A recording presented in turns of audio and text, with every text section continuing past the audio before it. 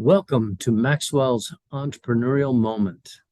Having run an engineering company now for over 30 years, I want to share a few things I've learned along the way with you. I've been asked to talk about how to manage your funds.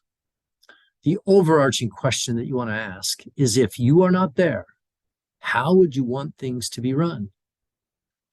You want to establish mechanisms that will not allow one individual to ever pilfer significant amounts of money from the company without colluding with others. At the same time, you want to understand the de minimis and materiality of expenditures.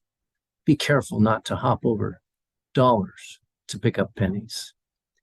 You have fraud pinch points that you want to watch out for. They are purchasing, credit card use, expense reports, bank transfers, and any complex transaction. Now, I'm going to give you 8 great ways to manage your funds. Number 1, establish mechanisms for compensation at all levels. Ensure that you have at least 2 people approving all compensation, and any changes and any alterations to compensation should always be established in advance. Number 2, establish authorization limits for individuals committing the company at various levels within the organization.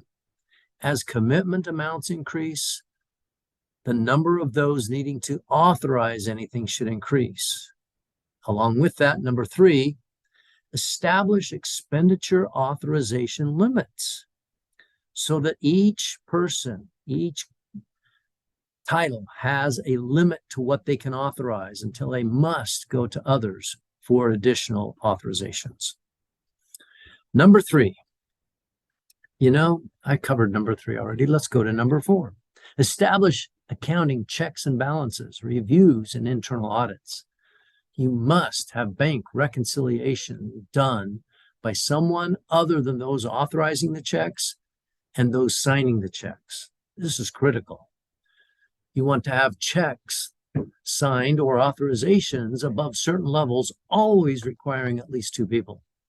And any movement of money, unless it's automatic in a sweep account, should require at least 2 authorizations.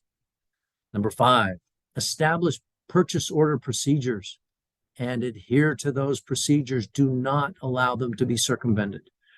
You could establish project or overhead or operations or sales procedures for those purchase orders. They could be different, but once established, follow them arduously. Number 6, establish budgets, either generally or specifically. If you decide to do specific budgets, that can either be enabling and ennobling or very hindering. So be careful with budgets, and understand that budgets may need to be adjusted regularly. So it might be well to establish general budgets initially. Number 7, establish expense report methods and practices. You want policies about receipts, about what is reimbursed, about who can pick up the tab, and who can approve the expense reports. Above certain amounts, you should always, again, have 2. Establish, number 8, establish credit policy and credit card policies. Now, if you do those things, you'll do great. Remember, spend less than you bring in. Things always tend to cost more than you thought they would. Know your financial position regularly and often. Cash is king. Always set aside cash for emergencies and have cash on hand wherever possible.